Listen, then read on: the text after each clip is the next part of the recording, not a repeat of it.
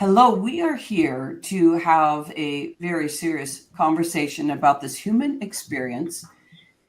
And it's about the foster care system, but we're not going to talk really about the system. We'll talk a little bit about that because we need to. We're going to get that at the tail end, but we're going to be talking about the human experience of when you're going through the system, being able to see eye to eye with these people that are the experts today that's coming in about how it feels to be working with the families, working with the teenagers, and even before that.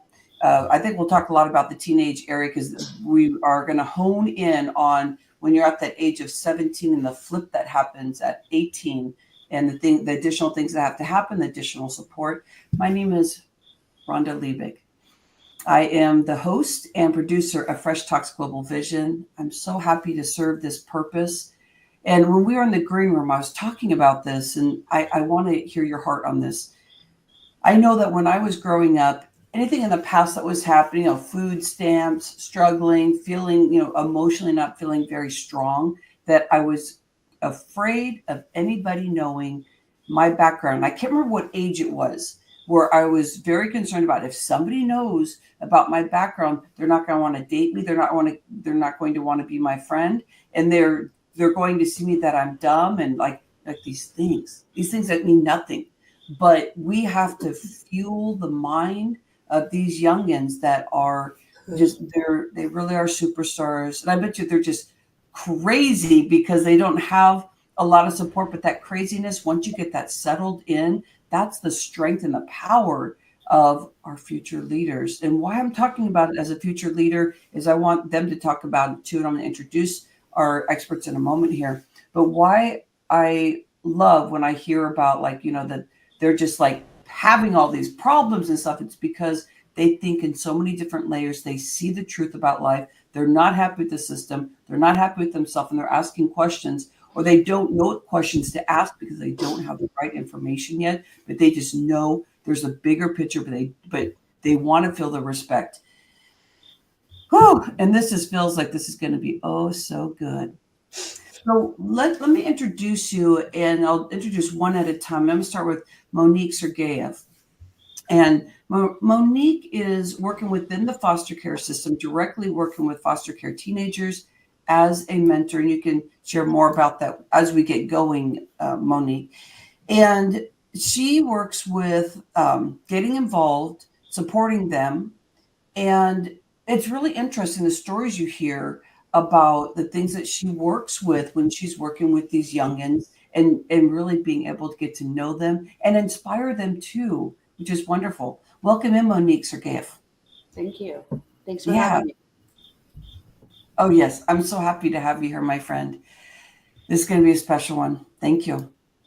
Sharon Dunlevy. She is a partner in supporting foster care success as she empowers foster parents to becoming powerful educational advocates, ensuring every foster care receives the support they need to succeed.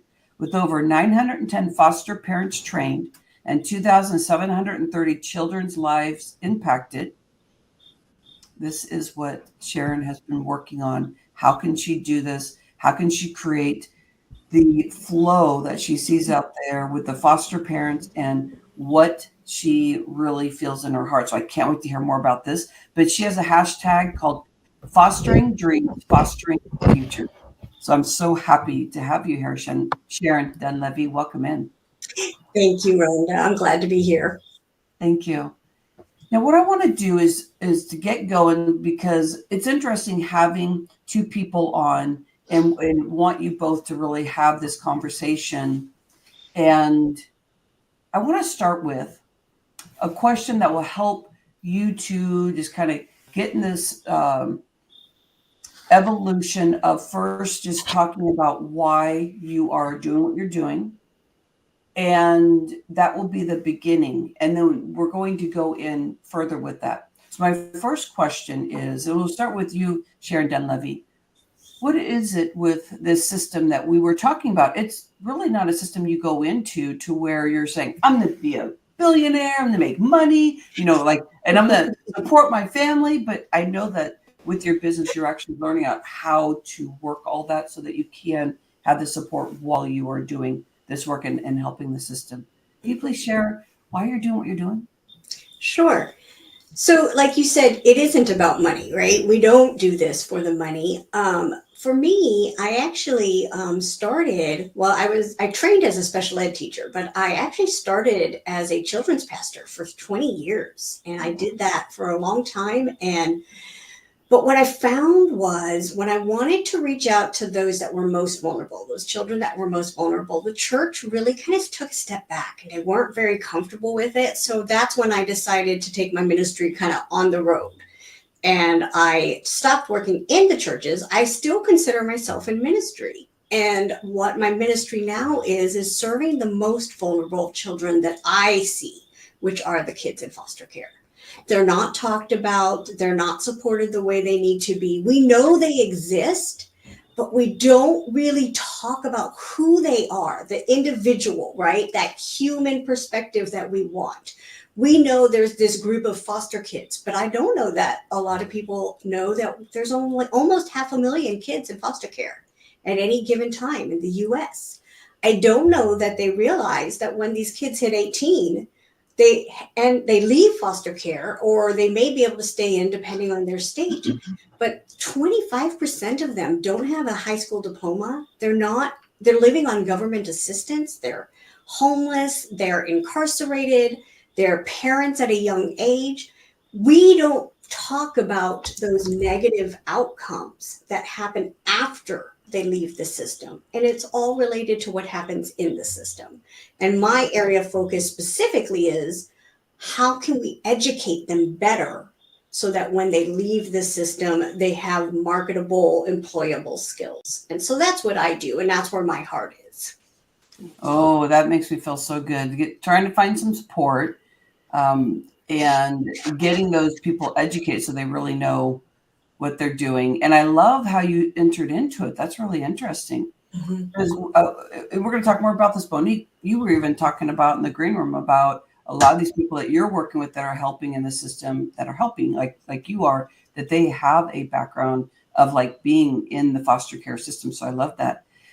Monique, how did you get involved in doing what you do, and what's those heartstrings that keep you wanting to work with a system that's very challenging? So how I got into it is I went back to college after my children were in elementary school. I decided I wanted to change gears.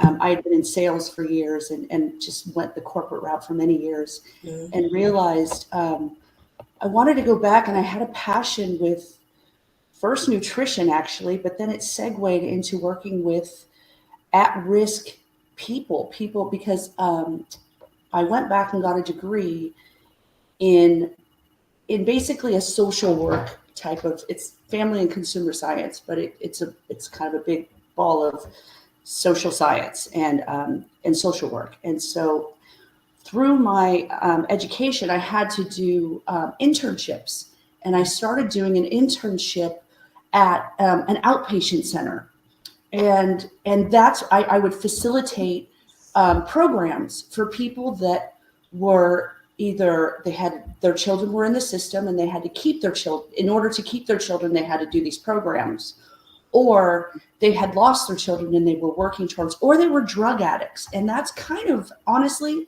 what I got into at first.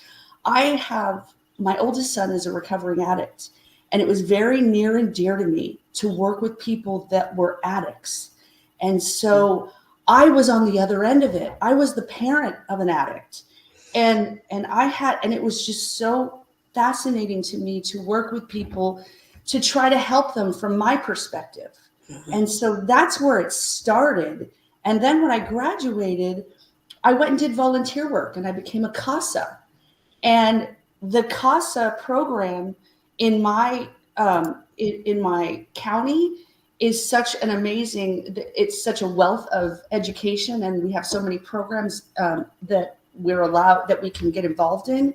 And where it started with me, I started working as a mentor to moms who were, there was a program for moms that had lost their children to the system or were trying to hold on to their kids in the system. And then we had other programs with kids that were taken away from that were in the system. And this is the hardest part that I discovered, is that I learned that only kids that are in trouble in the system, they're the ones that get the most assistance and the most attentions. But it's that demographic of kids that are stuck in the system because of their parents and they have no control over it. They're the ones that get forget about. Those are the ones that at 18, they drop off because they're so sick of being in the system. They don't want anything to do with anybody. They just want to be left alone. And that's what the passion, that's why I got into it, because I'm right now in the process of working with a 17-year-old girl, and I am scrambling for her because I have to educate her so that she understands what's available to her, because nobody else will tell her that unless she asks. And that's why I'm passionate about it. And Monique, I really can't hear your passion at all. I love it. I love it, my friend, because I was like, that's where I'm going. You went right there, because when you're passionate, especially, I really appreciate you sharing the beginning of your journey, sending so much love to your son. I mean, and the education that you have and what you're learning about how to support others based on your personal experience. I think that's what really helps also.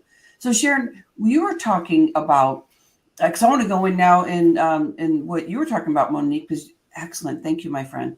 So Sharon Dunlevy, when you came into this and you realized this is where I want to be, what got your heartstrings going, where you're just like, okay, this is what we're going to do. These are the changes that we want to make. Because now I'm going to go into that area of like your passion, and then let's go into some of the things that you're like, this is why I want to do it. This is the reason why. And these are the struggles that we're having. And we're going to go back and forth in that area. So Sharon, from being and like getting educated and really learning about the system, share more about that pivot and getting more involved in what you saw, what got you really roaring, like Monique was just showing. Thank you, Monique. Yeah. So for me, and I, like I said, I'm a faith person, right? I am not a church person. I am a faith person, and I do believe God puts us where we need to be when we need to be there. So when I took this job, I took a job as an educational advocate for a licensing agency in Indianapolis, where I live. And I took it because I had that special ed background. My husband and I had friends who were foster parents, so we were aware of the world, but I don't know that I knew what was really involved. And what clicked for me when I took that job in that as an educational advocate in that licensing agency, and I had about 200 kids on my caseload, suddenly I was confronted with the real people, the kids that I worked with one-on-one, the ones that needed tutors that I was hiring for them, the kids that I would talk to who would tell me things like, I'm too dumb. I had another girl who told me she was the spawn of the devil because her mom told her her dad was a devil. These were the kids that were like, oh my gosh, this isn't just any child with a special need. These are children who have been told, who feel, who have no sense of self-worth, no sense of self-esteem. And Monique is going to pile on that with all of her experience, right? It's once you start talking to them. And then I started also working with those foster parents. And again, we hear all those myths. Oh, they only do it for the money. Foster parents are abusive, etc. We've all heard that.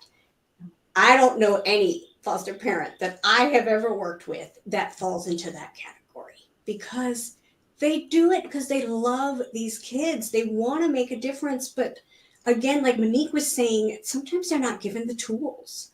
We try to do a pretty good job of training, but there's a lot of lack. And of course, right now, there's even more lack because we're cutting systems that support these children, that support these parents.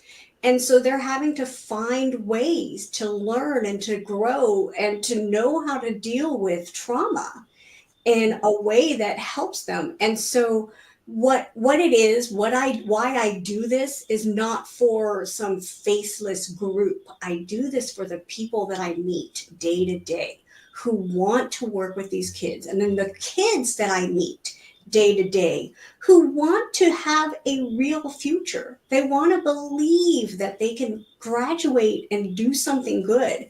And then I meet those former foster kids that come out and had a horrible time in the system and who are changing it. Those are the real inspiration for me. These former foster kids who are therapists, neurosurgeons, activists, they're the ones that are driving this conversation. And so even though I've never been in the foster system, some of these former foster kids come to me because they think I have been, because I've done it and I've listened and I tell their stories.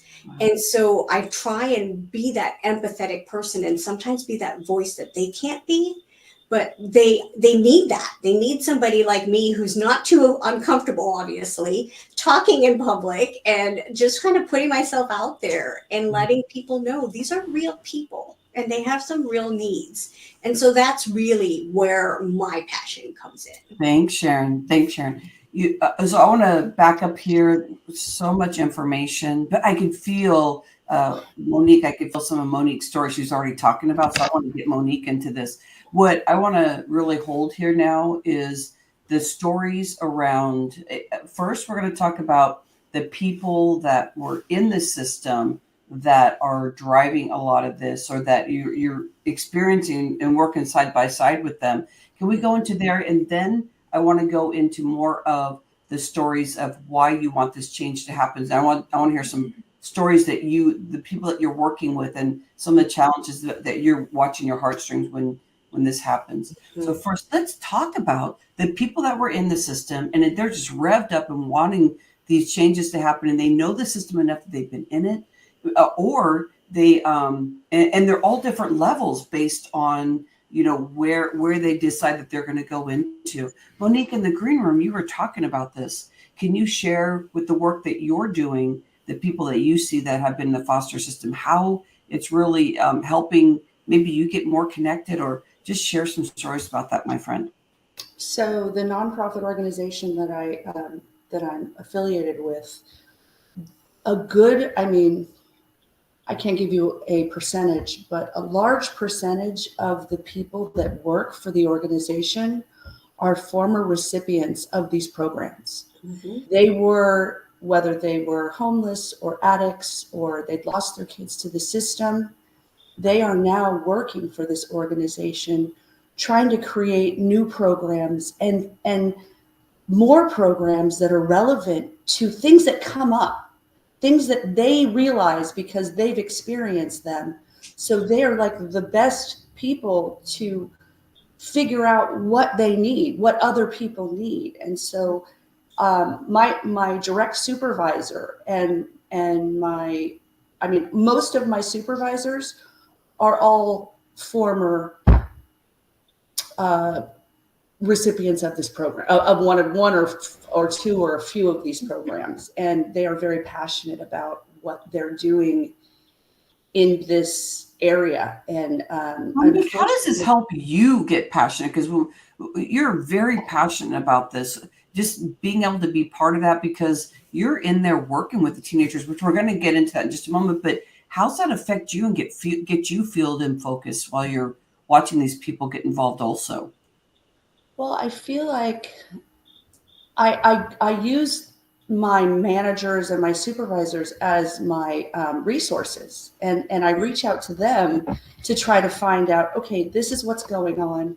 Do we have a program for this? Yeah. Or a lot of my education, to be quite honest with you, has come from who I've advocated for. Mm-hmm. All of my moms that have been in the system, or their kids that they're fighting to stay out of it, and they have so many resources that they're fighters, like the ones that are very passionate about keeping their children and that really want to get away from the system and want to get their kids out of the system. They'll do whatever it takes and find as many resources as they can to get funds or to get support. And I have literally called on my former, moms that I've worked with. And I'm like, hey, your son's autistic. What's the program that you got that you were getting assisted? Like that was just one example. And so I go back to some of my little mamas that they have shown me and they have educated me so much in basic to find new resources. And then in addition to that, it's working with the people that I work with at the nonprofit organization. They're a wealth of information. And it's like, no, I don't know, but let me put you in contact with somebody. And that contact goes into somebody else's contact, which ends up turning into getting a free bed or food or you name it. I mean, whatever I'm looking for, I can typically find if I really need it. So that's basically what I'm hearing is that curiosity about being in this, when you're looking for resources, you believe that this is all you can see and it's black and white, but the people that are really making the changes, Monique Sergeeff, Sharon Dunlevy, it's that you have to have this curiosity. You have to step back and take a big opening, but you're also partnering with others to be able to say, hey, I know you from this, and you're curious, you're asking those questions, you're inquisitive, and to keep that fire ignited, it comes within. And if you don't have that, okay, this is not what I want to be part of, because this is what this conversation is about, is those people who want to pull in that are like, my heartstrings are in this. I need to make sure I get to be part of this. And hearing this story, I hope it really, really helps you. To also the people that are doing the work, that are, that are creating this business, so that, you're training people and you're doing this stuff through your business, which would be what Sharon is doing right now, but all the threads of years that she's been doing this also. So I like that string of what we're pulling, because we have a wide range here of people that would be very, very interested in finding the mojo. So the conversation here to me is, we're just igniting that fire no matter what level you're at. And I remember when I was going to college, the first thing I thought of is I want to be a major and do sociology, because I'm like, how can I help the system? And I bounced out of it because I lost my passion, because within school, our teachers they were teaching, and maybe some of them were getting involved. Those are the people I was getting inspired. But you teachers out there that are teaching this also, if you're catching this, what really got me and bounced me out of it is I got very depressed, because I had two teachers my last semester before I went back and I figured out a different major I was going to do. But these teachers were like just done. They were just harping on the system, which I understand, but they weren't passionate anymore. And it's so easy to fall out of the love when you know the system is hard. So I feel like we're working, we're needling it, we're kind of working it. So the area I want to go into is, if we can just have think about one story you want to share before we get into some of the things you're starting to expose for yourself of how you can help, maybe some stuff that's not available yet, or you're getting aware of information so we can explore that area.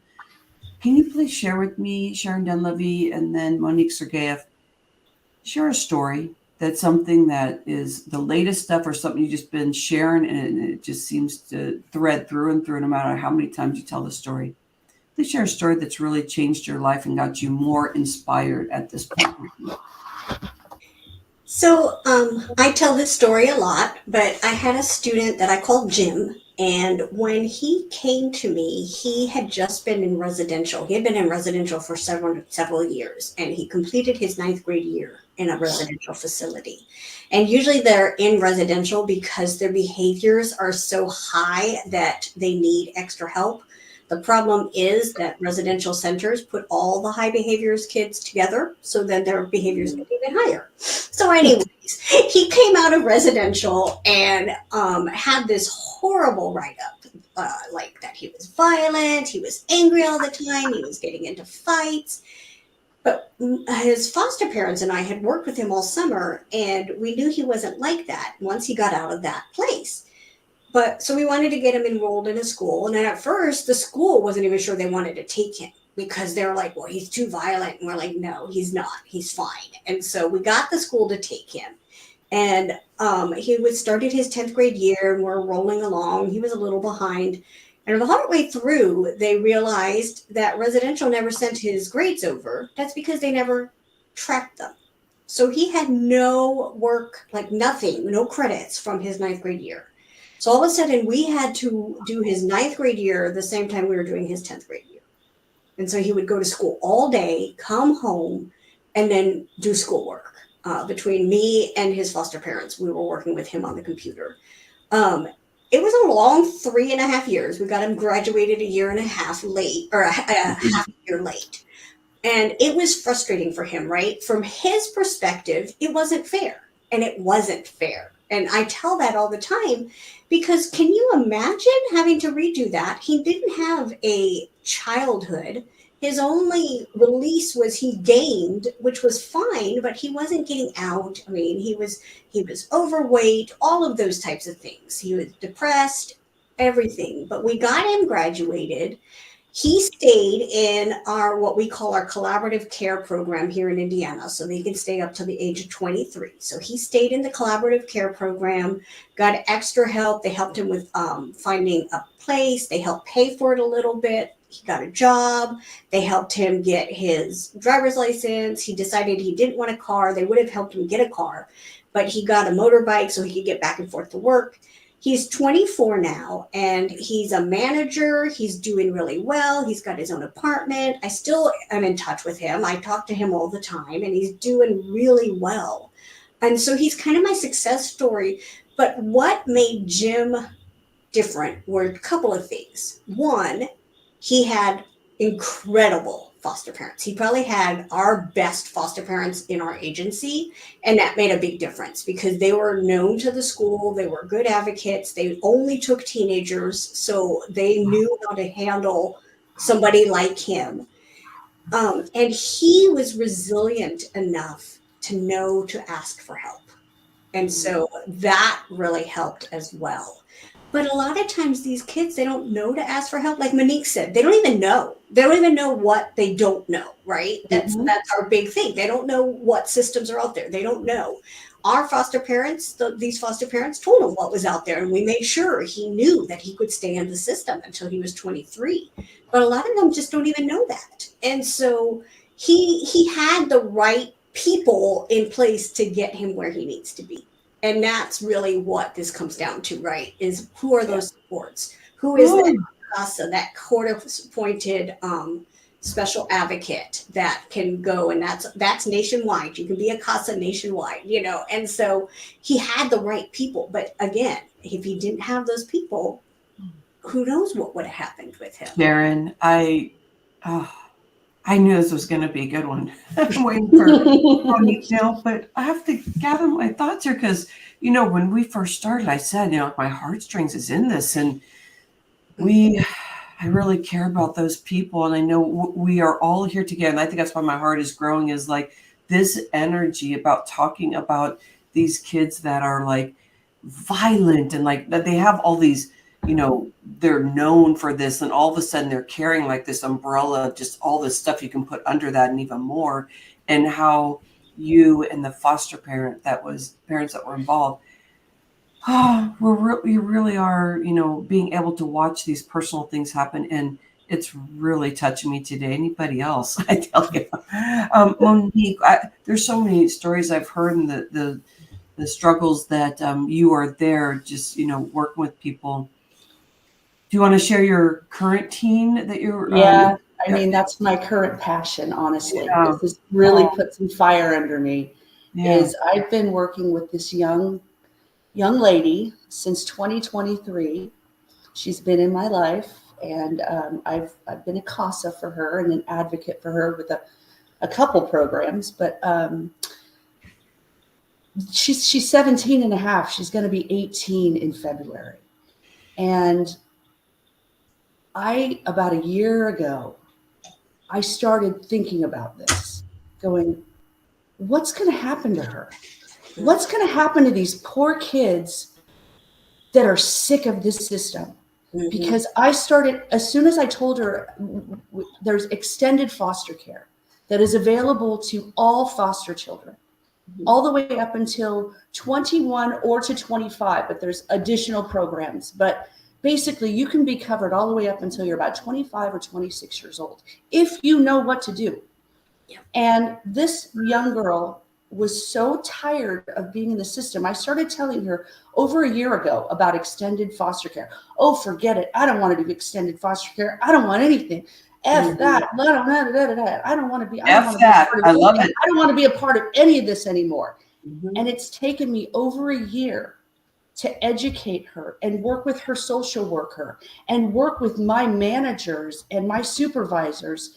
And they've asked me to come up with a business plan for the program because I'm just so frustrated Mhm. with the children. Like I said, I was just trying in the green room when I was describing, there's children that are in the system because they're in trouble, because they've been, a part, they've done something that has put, a flag on them, a radar. They're in the system because they need to be in the system because they have done something that, obviously illegally.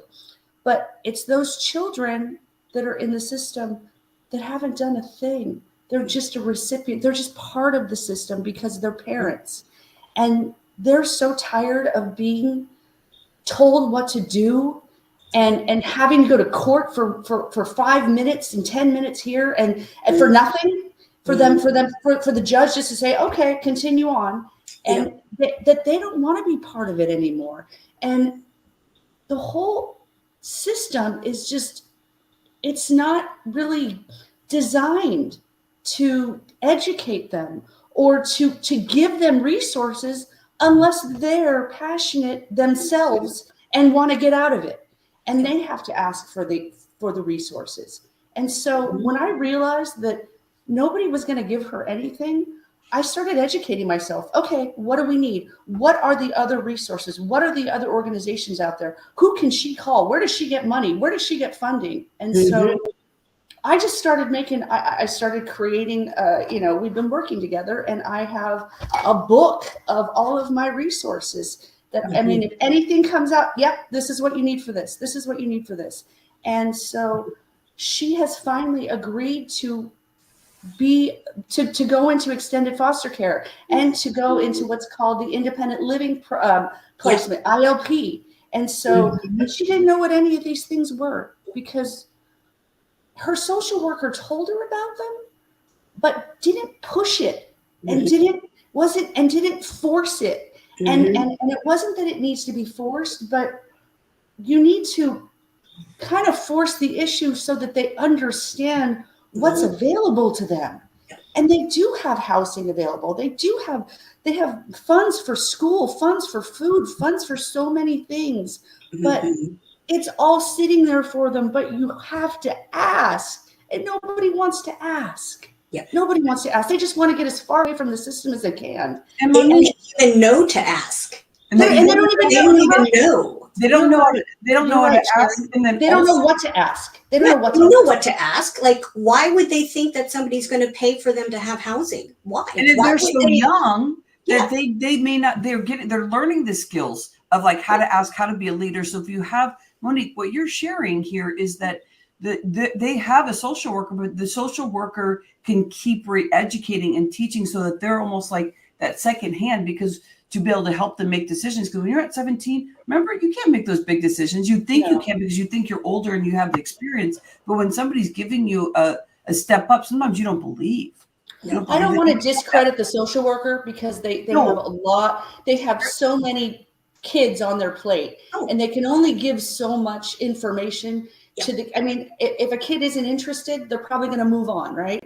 Or doesn't show a little bit of interest, they're not going to waste their time on that kid. Maybe they'll put it into somebody else who's a little bit more, passionate about it. But it's just that there's so many resources available to them. But a lot of it comes upon that they've been told this, whether it be by their parents or by their peers that are going through the same thing, that they're like, you just want to get out of the system. Just be done with it because it's been shoved down their throat their whole life. So it's a double-edged sword. It really is. I mean, there's a part of you that says, yeah, I don't blame you, kid. I wouldn't want to be a part of this either. But on the flip side, okay, let's let this work for you. Let's teach you how to make this work for you. And you can get an education, you can have a place to live, and you can figure out your life. Yep. and you have people supporting you. And there are people like me and people like Suzanne that love, that are here because we want to be, not because we have to be. Okay, this is a good pivot right here, because we're getting into the system, and then, but how do you inspire them? And this is just more creative space here. So let's give people and you ladies too, the infusing what you're doing. But how do you get in there so that you allow the teenager, when they're ready to transition, where they could actually have more support, or they're a teenager, they could have more support, but they don't want to be in the system? How do you inspire them? How do you get them to actually see, let's stop calling it the system, and let's start talking about resources? Like, how do you do that? So Sharon, let's go with it. Monique, now you ladies can go back and forth, and if so, I will inject something, but let's talk about that. How can you get creative? What are you doing, or what is right now that you're saying we can stop talking about the system, or we can talk about it in a different way to inspire, so we can flip something in that person's mind and say, oh, you're right, I need help and this is it. But the system kind of doesn't go on them. How do we do that? Because we're talking about people that are inspired and they lose it and then they find it again, but they totally walk away. How can we move away from it called the system and more resources to get them inspired? What are your ideas? So, I'm a very solution oriented person, right? If you're going to come to me with a problem, I want to know what you're also thinking of as the solution. So I tend to be a solution oriented person. So obviously I've thought about this a lot. One thing I'll say that I really appreciate in Indiana that I realize does not happen in a lot of states, what we call our collaborative care program, the program that runs, actually they start when they're 16, I think. They go into collaborative care and then can stay up till 23. They have social workers that are specifically trained to work with teens. And I will tell you that makes a difference, because what I have heard from other states and other people is that the social workers who work with younger children, I mean, we all have our age area that we're really good with, right? I'm really good with preschoolers and I'm really good with teenagers, but don't give me a middle schooler. Those kids were crazy. I don't know. There's something about middle schoolers that I really have a hard time with. But so if you're trained specifically to work with teens, you know that mindset, you know that independence, you know that teenagers, and especially teenagers with trauma, they may be 17 years old chronologically, but they could be 10 years old mentally, because trauma shrinks the brain. So you need somebody who knows that, who understands brain research, who understands how a teenager thinks and what's going to motivate them. And sometimes it's money. So like Monique said, there is money sitting on the table. There is money around these collaborative type programs for these older kids, but it's underused because foster parents don't know about it. So that's one of the things I do, is I teach the foster parents about it so they know to ask those questions.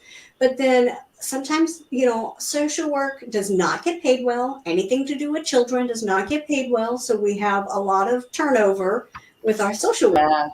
And on how do you're constantly trying to retrain them on everything. What are the education laws? What are these? What are these? And so it's a lot. And so, we need some of these outside people, the CASAs who know.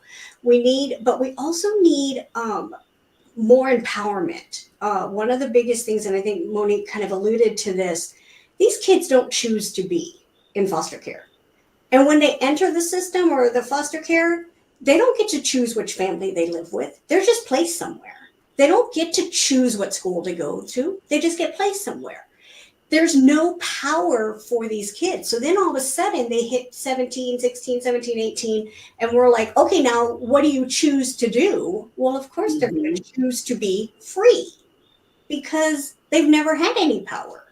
And so like Monique is saying, we've got to teach them early on what's the advantage, but you've got to have somebody who understands that teenage mind. And a lot of times we don't understand that teenage mind. Well, to go on kind of what you said too, it is so challenging because you have no idea how many social workers these kids go through. Oh, They start out with one at 15 and they've gone through 3 by the time they're 17. I mean, no joke. And you like, it's exactly that. It's the learning curve. Okay, I got a new social worker. She's a specialist working with 18 to 21, but she doesn't know my girl. And my girl doesn't trust her. She trusts me. Right. So she's going to go, she has to go through me. The social worker has to go through me because she won't even talk to her. So our meetings will only be with me in the room because I'm the liaison. And the problem is it's not for a lack of passion with the social workers. They're trying their very best, but they're coming in brand new as a stranger to this kid. So they're tiptoeing and they're not following through because if the individual, the teenager, balks at them or fights them, they back off. They're not going to, they're too afraid to touch them. They're too afraid to get too involved because they don't want to scare them off. Yeah. And so it's tough. It's really tough with that. And then on the other thing we talked about with the kids, just being free and having the education. Well, part of it is like you asked me, how did I get my girl to be passionate about extended foster care? I told her, let's think about this. I told her, imagine having your own apartment and your own house and your own everything. Yeah. And she goes, really? Yeah. I could have my own? And as soon as I just kind of changed the narrative and showed her what was available to her without a bunch I'm like, yeah, you're going to have to meet with people maybe once a month, but it's better than once a week or somebody in your backyard, in your business every single day. You got your own place. And she goes, all right, I can handle that. And it was just changing the narrative a little bit and showing her what the advantages for her were. And flipping it where it's like, yeah, I know it's in the system, but guess what? This is a positive thing in the system. Yeah. So these are things for you, not against you. And so it's just about utilizing, like me, being able to use my influence on her to help her help herself. And then me being supportive in the background and showing her, okay, this is what we do. We got to fill out this paperwork, or this is what we do. We have to finish this. And just taking her step by step to get her to the next level. And it's empowering, as that's what's happening. She's feeling empowered by it. I love this conversation. And I know we only have a few more minutes here. I think I might cry even more after I close this off because you two have served so well. And I want to thank you. How can people get involved with what you're doing, or how can more people get involved with like Sharon, you're running a business with this.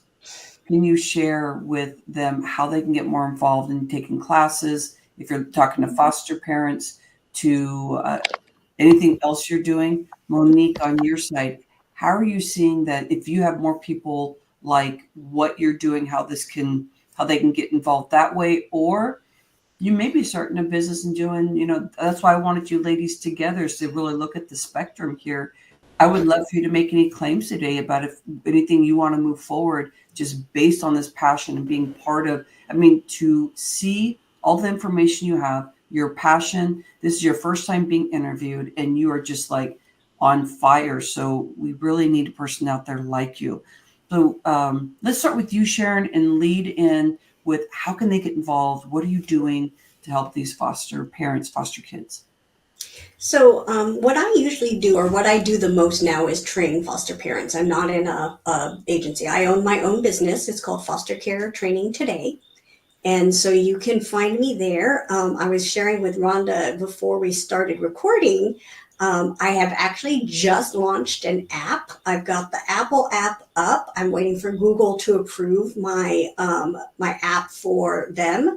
And so I'll have an Android app soon. And what it's going to have is it will have in there a community for foster parents to talk with each other. It has classes. I teach once a month live free classes for foster parents. I also offer on-demand classes like learn at your own pace type classes. It will have a directory of resources, as well as I do offer some group coaching and all of that. So all of that's going to be in my app, and I'm really excited because I just like started this, and it's the Google one should launch really soon. And so that's kind of where my next step is. And then I'm also working on a book. But you can find me if you just Google foster care training today. I pop up. I make sure. And so I'm trying to do like what Rhonda said. I'm trying to do all the steps to make my business legit. And we did have a conversation about that. Thank you for letting me hold the space for you, Sharon. Because when I got to hear all the stuff you were doing, and I was just kind of guiding in some things, because I do support people who are building businesses. But because when you are a passionate advocate, sometimes you don't know how to do the back end stuff. Yeah. I think that's me. That's me. Yeah, right. And I'm sure several of you out there are listening too and thinking, "Wait, oh, you can do an app?" I mean, we don't. I work with a lot of therapists and all that, and yeah, we're so passionate about what we do, but you want me to do backends? You want me to post on social media? What is that? And Sharon, we were talking about this. I'm just going to throw my hat out there as I do guide people in. I am a coach that helps people really increase what they're doing and also the exposure. I've been running this for 8 years now, and I just love social media, and I love actually the back end of stuff. So I am always there for you, Sharon. I just love what you do. And Sharon actually is on the board because we do #Speaker Locking Arms, which is a humanitarian project that I'm doing to open the voice, stop the blaming and the shaming. And this all we're partnering together with this show. That's what we represent. To your lady's passion, Monique, add in I want to hear some claims. Monique, what are your next steps? But let's don't put too much pressure on you. You're like, this is my first interview. How dare you ask that? No pressure. No pressure. Just tell me we've talked about it. Yeah. We've talked about it. I mean, I'm trying to work with the nonprofit organization about extended working with the extended foster care system and trying to help create a program for 16 to 18 youth, just education, really just education and something, whether it be maybe it be a website, maybe it be an app, maybe it be something. I mean, I haven't thought about that honestly, but the information itself, getting that information to these kids in a non-threatening way, so that they can feel that the system can work for them and not against them. I mean, that's what I'd like to find or like to create if I can. If in a perfect world, that's what I would love to do. I love it. So we're going to make this perfect world. I think you get a great start with your directory of resources, right? I mean, you've already created that for yourself. I mean, that's something you can easily share within your county now. Because my gosh, here we go. We do have those type of resources. We do have those resources. They're just scattered. Yeah, like here, let me send you this, or let me send you that. But there's nothing together. Okay, so I want to finish it here. Okay, so did you see what Sharon said? Now, what happens is what Monique is speaking about. Monique actually built something. So for you who actually want to be part of something like this, notice how Monique actually has all these resources, but she's still not stepping into it, even though she is. Think about this, you guys. If you are out there watching this and you're like, oh, I've done all this work, but you don't know what to do with it, take that next step. That is yours. That is your venture of like what Sharon was talking about, a directory or whatever, because you're curious, you're passionate, and while you're in that high energy, you are creating, you're creative. So that is worth a lot, Monique. That's the beginning and the kickoff of a business. And so, my friend, you don't have to do it. You don't. But it's just right there. And also, I really love how you showed up today, Monique.